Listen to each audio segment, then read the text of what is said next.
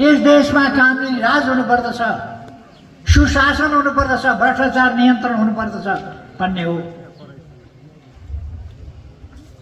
म भन्न चाहन्छु सम्पत्ति छानबिन गर्नेहरूले एकपल्ट होइन 10 पल्ट गरेर सम्पत्ति छानबिन।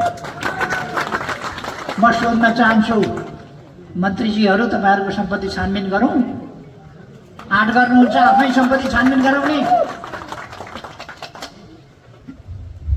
अब यस्तै अहिले बनाए जस्तै आयोग बनाउन पाउनुभयो भने त गराउनु होला।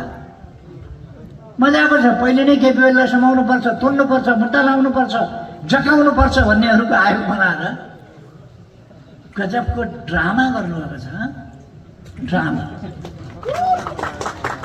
पहिले नै केपीओली समाउनु पर्छ, थुन्नु पर्छ भन्ने मान्छेहरूको आयोग बनाएर छानबिन गरेर प्रतिवेदन दिएको नाटक गर्ने, अनि त्यो प्रतिवेदनका आधारमा अगाडि बढ्यो भन्ने नाटक गर्ने। यस्ता नाटक नेकपा एमालेलाई मन्जुर छैन, स्वीकार्य छैन।